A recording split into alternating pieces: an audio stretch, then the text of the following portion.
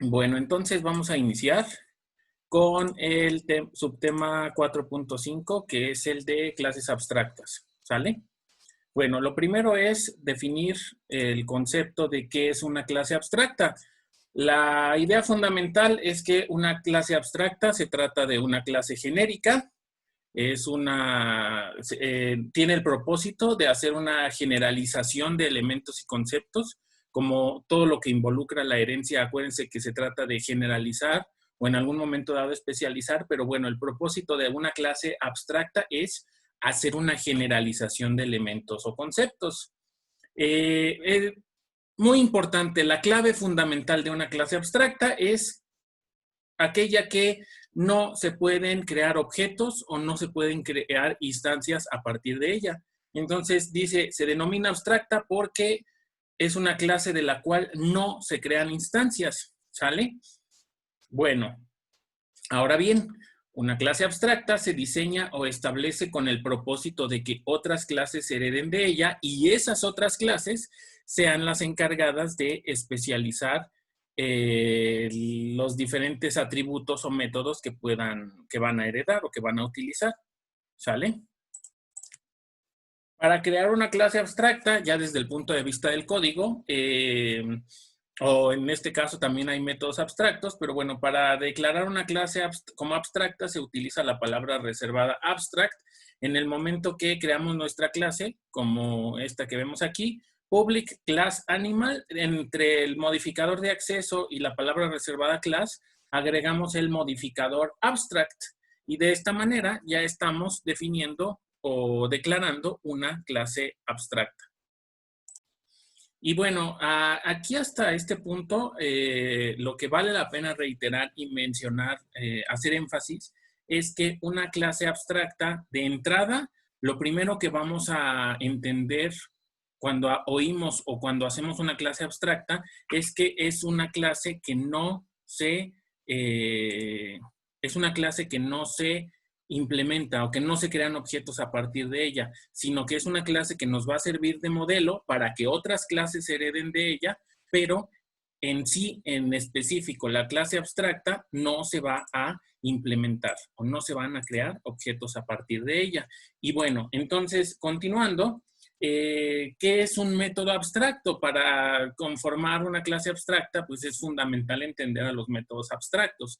Un método abstracto es aquel que se declara, pero no se define. ¿Y qué entendemos por qué es un método que se declara? Pues porque se pone, porque se pone el nombre del método, el tipo de retorno, en este caso los que aparecen aquí son de tipo void, y también se pone la palabra reservada abstract. Ahora bien, dentro de nuestra clase abstracta que ya habíamos definido, public abstract class animal, podemos tener algunos atributos y si tenemos métodos abstractos, van a ser aquellos métodos donde únicamente se definen y inmediatamente después de la definición, en lugar de poner una llave que abre y contiene la definición, únicamente ponemos punto y coma, ¿sale? Y bueno, a lo mejor alguien aquí se puede acordar del lenguaje C, cuando en algún momento hasta arriba del código definíamos o declarábamos a una función o a un método y en alguna parte poníamos la definición. Pues bueno, si lo quieren hacer con esa analogía, la clase abstracta es la que puede contener a un método abstracto y la definición de ese método, en este caso donde se va a encontrar, es en las clases que hereden de esta clase abstracta. ¿Sale?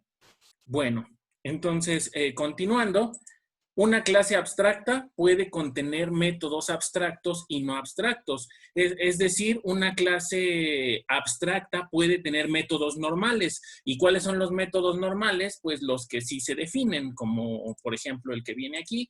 Es un método que se declara, que no se pone la palabra abstract, se pone el modificador de acceso, lo que regresa, el nombre del método y pues ahí mismo se puede poner la definición. ¿Sale? Entonces, una clase abstracta como la que estamos poniendo aquí puede tener métodos abstractos y puede tener métodos no abstractos. Es más, para confundir a la gente, una clase abstracta puede tener únicamente métodos no abstractos y aún así ser válida. Lo que entonces nos lleva a la característica fundamental que no debemos olvidar acerca de una clase abstracta, la cual es que no se puede instanciar. ¿Sale?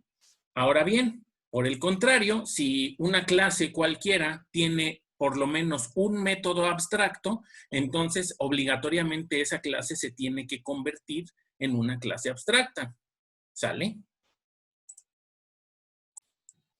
Y bien, entonces, con las clases abstractas se pretende definir un proceso o más que un proceso, un ente o un tipo de dato general que luego será implementado por subclases que hereden de ella. Por ejemplo, si hablamos de la clase abstracta que acabamos de definir que es animal, acuérdense que para aplicar herencia tenemos el es un, entonces una serpiente es un animal, un caballo es un animal y una rana también es un animal.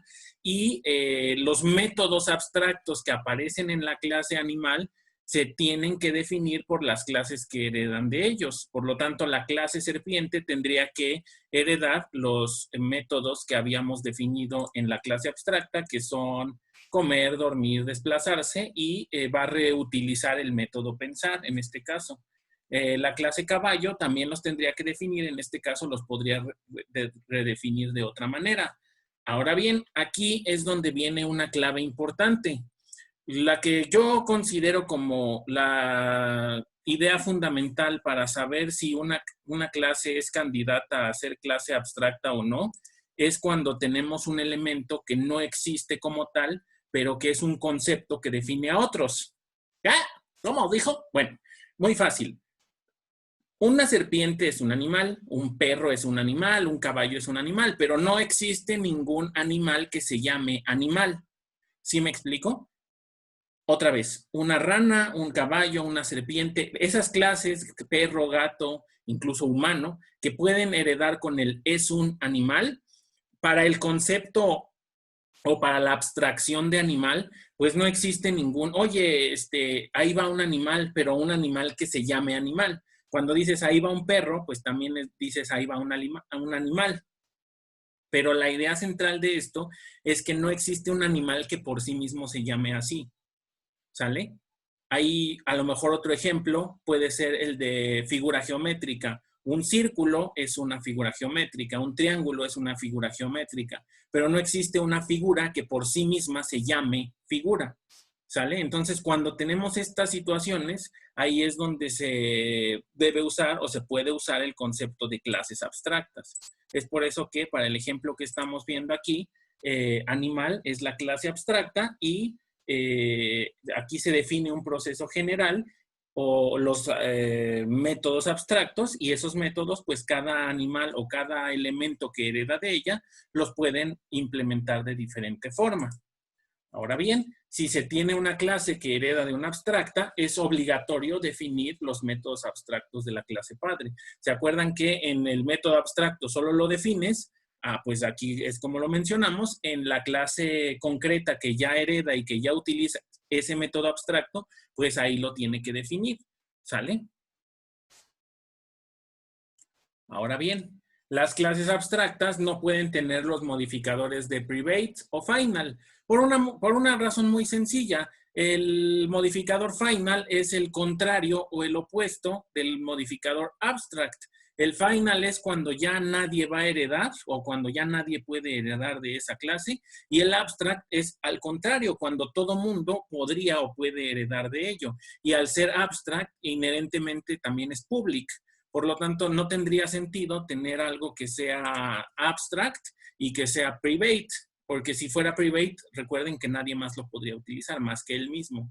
Entonces, por esta razón, sería una especie de aberración que una clase abstracta fuera private o fuera final. De hecho, bueno, lo reitero, en este caso, el modificador final y el modificador abstract son modificadores opuestos, ¿sale? Y aquí, para que se confundan un poco más, una clase abstracta puede heredar de otra clase abstracta. ¿Sale? ¿Ya se marearon?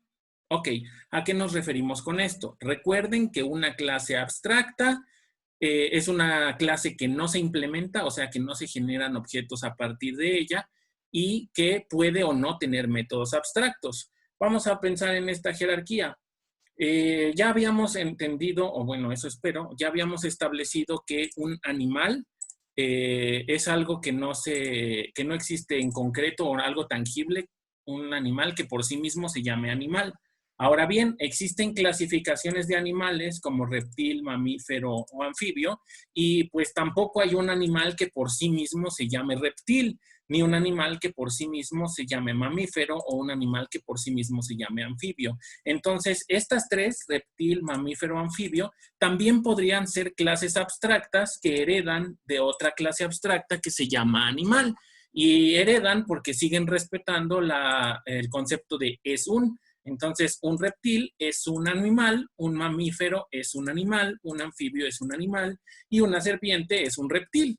Entonces, aquí tendríamos dos niveles de jerarquía de clase abstractas y un nivel de clases concretas o clases que ya definen los métodos como serpiente, caballo y rana. De serpiente, caballo y rana, al ser clases normales o no abstractas, entonces sí se pueden crear objetos a partir de ellas. ¿Sale? Entonces, en esta jerarquía no se podría crear un objeto concreto animal, no se podría crear un objeto concreto reptil, mamífero o anfibio, pero sí se podrían crear objetos concretos de serpiente, caballo, rana y todos los demás que se nos puedan ocurrir que hereden en estas respectivas categorías. ¿Sale? Bueno, espero que aquí ya lleven muchas dudas. Bueno, entonces vamos con algunas consideraciones de clases abstractas. La primera es que como tal no existen los constructores abstractos. Al decir que no existen los constructores abstractos, me refiero a que no existe un constructor que tenga el modificador abstract, que tampoco existen los métodos estáticos abstractos. Esto tiene que ver con lo que habíamos hablado de la memoria, que cuando algo es estático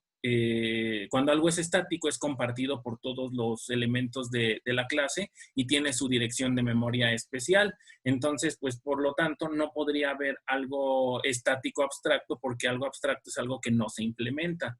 Y bueno, ya mencionamos, las clases abstractas no se pueden instanciar y todos los métodos de una clase abstracta deben ser públicos porque su diseño o su propósito pues es que todos los vean y todos los implementen, ¿sale? Por eso deben de ser públicos.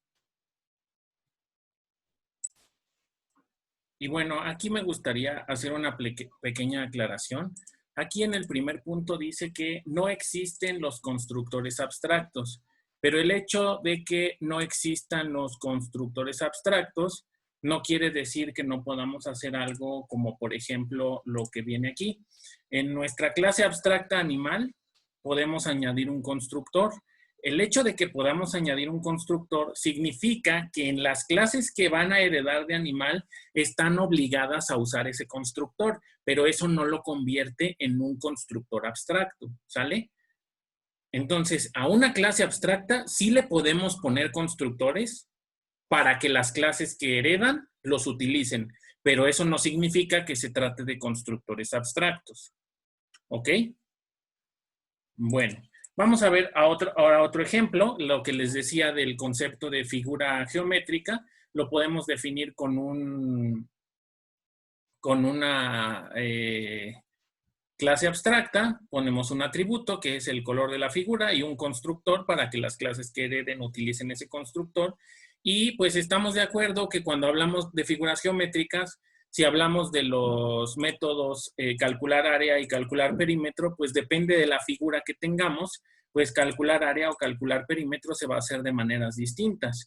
Y podríamos dejar un método no abstracto, que es en este caso un método de acceso, un getter, y en general en cualquier clase abstracta los métodos de acceso se pueden quedar como métodos genéricos o como métodos no abstractos, ¿sale? Entonces aquí vamos a avanzar. Las clases que heredan de figura, como podría ser cuadrado, public class cuadrado, extends figura, debe estar obligada a implementar los métodos abstractos que tenía figura, que en este caso es calcular área, viene la forma en la que lo hace un cuadrado y calcular perímetro. ¿Sale? Y al ser una reimplementación de los métodos que ya están definidos, se llama, recuerden, sobreescritura. Entonces, con las clases abstractas y con las clases que heredan de ellas, se tiene que implementar a través de sobreescritura. Si avanzamos al siguiente ejemplo, ¿qué otra figura puede haber? Pues muchas, ¿no? No lo tengo aquí, pero bueno, puede ser la figura círculo, por ejemplo. A ver, vamos a ponerlo.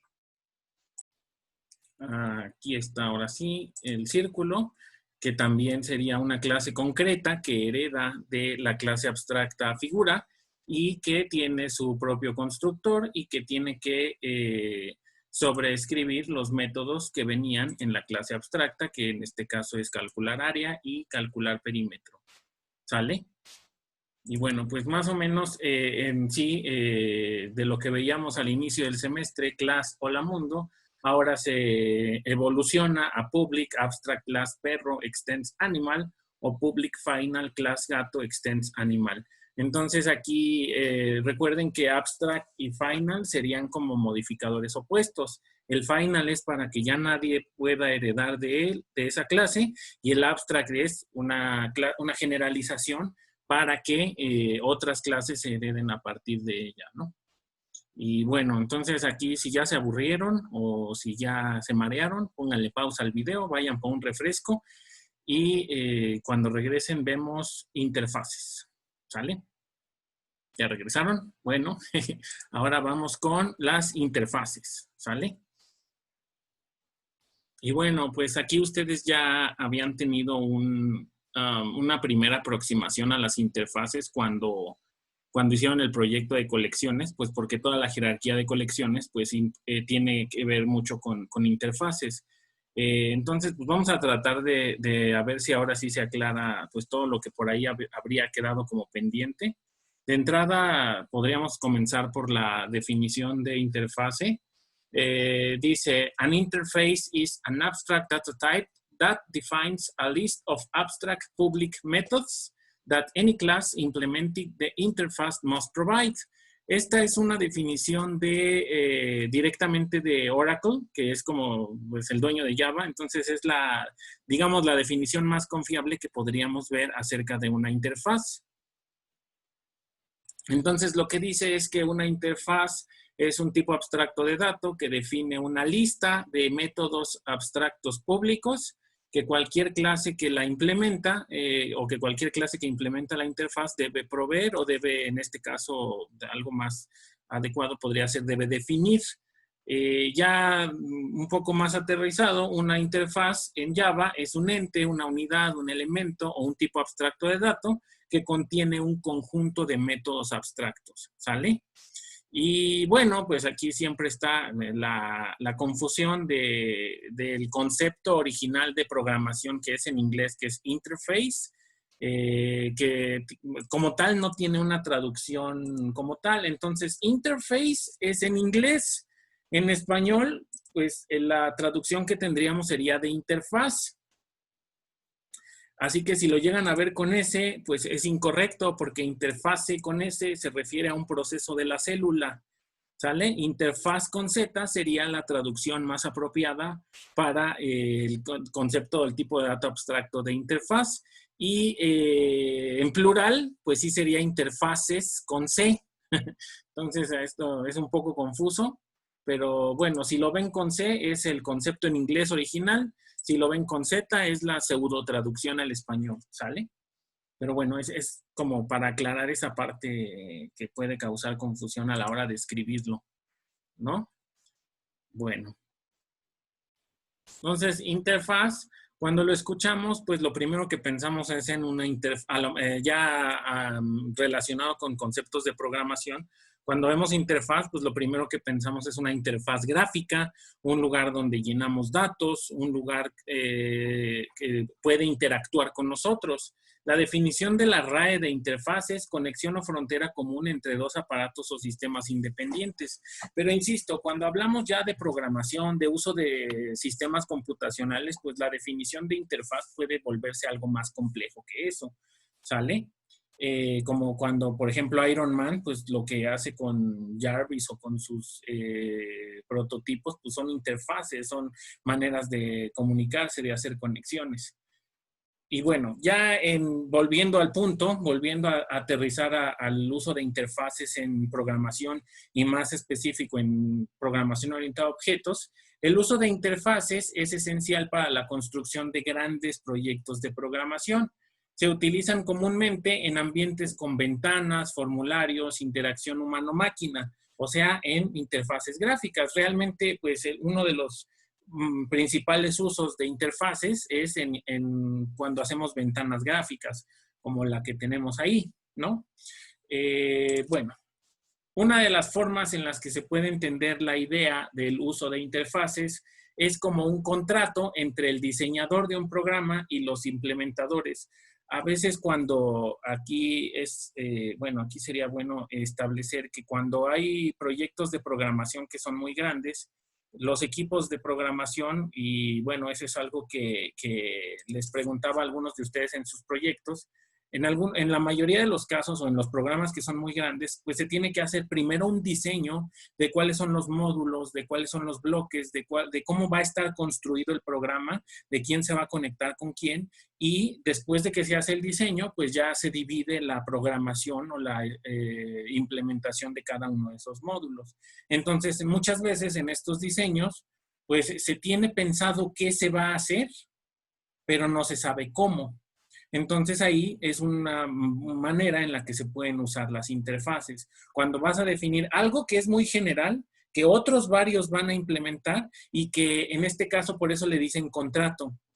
El diseñador dice, va a haber esto genérico con ciertas cosas, con ciertas abstracciones, y todos aquellos que lo implementen son los que van a definir esas abstracciones. ¿Sale? Por eso se denomina, o a veces si lo buscan en varias fuentes, lo establecen como un contrato entre el diseñador y el programador. El diseñador dice, vas a cumplir con estas cláusulas, y el programador es el que las cumple o el que las desarrolla. En algún momento se sabe qué métodos van a existir, pero esos métodos no van a tener un funcionamiento igual en todos los casos. Y es aquí donde viene la esencia o el uso de la sobreescritura, cuando cada quien implementa el mismo método, pero de manera distinta. ¿Sale? Ahora bien, cuando hablamos de una interfaz, pues es la extensión o la ampliación del concepto de clase abstracta. Recordemos que en una clase abstracta es una clase que no se puede implementar y que puede o no tener métodos abstractos, o que puede tener la mitad de abstractos y la mitad de métodos normales, o que puede tener puros métodos abstractos, pero el punto es que hay una flexibilidad en ese tipo. Ahora bien, en la interfaz, la diferencia con la clase abstracta es que todos los métodos que vienen en la interfaz deben de ser métodos abstractos. Todos los métodos que vienen en la interfaz deben de ser obligatoriamente, aquí está, obligatoriamente métodos abstractos, ¿sale? Y las clases que utilizan o implementan las interfaces, esto implica que las clases definen los métodos que se encuentran declarados en ellas. Lo que habíamos hablado más o menos. Uno propone y el otro es el que ejecuta o el que hace la especificación directa. Ahora bien, ¿cómo se ve una interfaz en código? Public, interface y el nombre. O sea, bueno, por definición siempre va a ser public, pero bueno, ponemos ahí el modificador de acceso, la palabra reservada interface y el nombre que le vamos a dar. Abrimos llave y entonces empezamos a definir todos los métodos abstractos. Y aquí, como algo curioso, podemos ver que estos métodos abstractos ya no requieren la palabra reservada abstract. Y ya no requieren la palabra reservada abstract porque, por definición, cuando hablamos de una interfaz, todo lo que pongamos ahí adentro va a ser abstracto. ¿Sale? Y alguna clase, y ya, con esto así de sencillo o de complicado, podemos definir a una interfaz. a un tipo de dato abstracto, que es una lista de métodos abstractos, y las clases son las que van a implementar y definir estos métodos, ¿sale?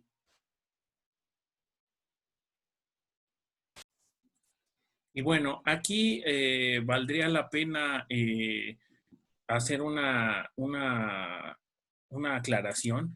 Cuando hablamos de una relación entre dos clases, esa relación puede ser de herencia o puede ser de agregación, de composición. Una clase puede contener a otra. Pero entonces, ¿qué pasa cuando hay una relación entre una clase y una interfaz? Entonces ahí se dice que la clase implementa la interfaz.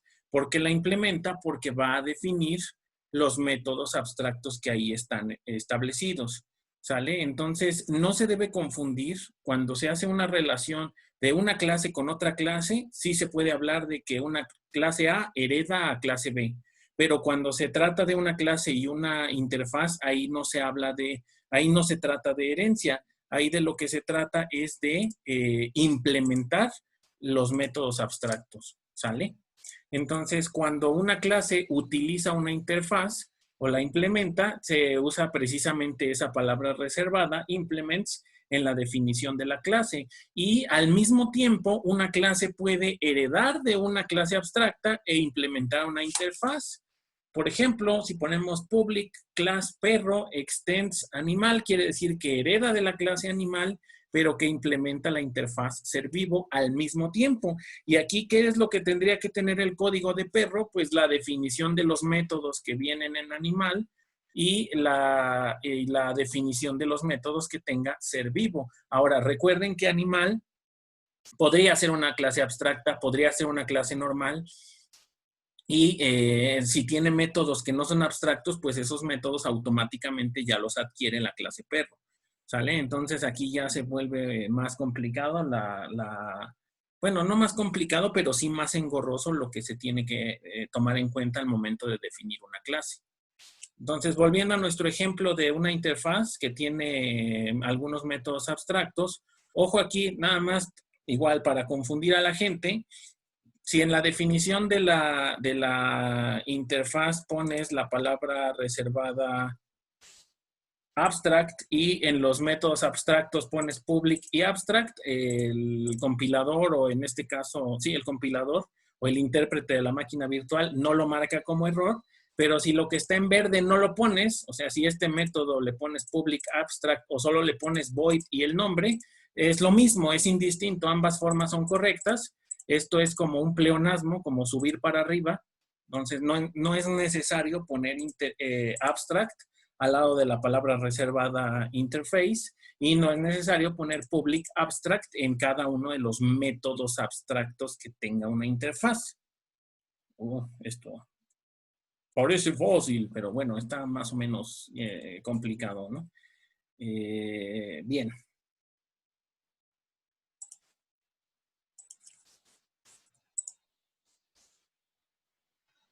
Ojo aquí, esto es muy importante y ya con esto prácticamente terminamos. Una clase normal, solo puede heredar de una clase padre. Ya sabemos que por lo menos en Java no existe la herencia múltiple. Pero una clase puede implementar todas las interfaces que quiera o todas las interfaces que necesite para cumplir las funcionalidades de un programa. Es decir, una clase puede implementar de 2, 3 o más interfaces. ¿Ok? Al momento de definirlo, simplemente se van separando por comas todas esas interfaces que implemente. Y aquí vale la pena un warning o una advertencia. Equivocadamente, hay quienes piensan que el uso de muchas interfaces es una manera de implementar la herencia múltiple en Java. Pero ojo, en Java no existe la herencia múltiple y usar muchas interfaces no es herencia múltiple. ¿Por qué? El uso de interfaces no implica herencia porque no se reutiliza código ni se conservan características particulares o atributos de un elemento. Cuando tenemos una interfaz, la interfaz no tiene definido nada. Por lo tanto, como no tiene definido nada, no hay nada que heredar. Simplemente hay clases que la implementan. Más bien la idea de una interfaz es para hacer jerarquías, para establecer jerarquías o para establecer cosas que sean muy genéricas y que otros van a implementar, pero no se trata de herencia. Herencia e interfaces son cosas diferentes, ¿sale? Ojo, esto es muy importante. Y finalmente, las reglas de uso de interfaces, pues tampoco se pueden instanciar porque únicamente tienen puras cosas abstractas. Todos los métodos que tengan deben ser abstractos y públicos. Por consiguiente, no se puede tener el modificador final y una clase puede implementar las interfaces que necesite, una, dos o más, o todas las que necesite. Y bueno, con esto terminamos el tema 4. Ahora viene el ejercicio de clase, el ejercicio que van a hacer para esta clase virtual. Y bueno, por el momento eso sería todo. Y pues seguimos en contacto para las siguientes clases virtuales. Espero no se hayan aburrido mucho. Gracias y valen 1000, como dice Peña, corazón chueco. Nos seguimos en contacto. Ánimo.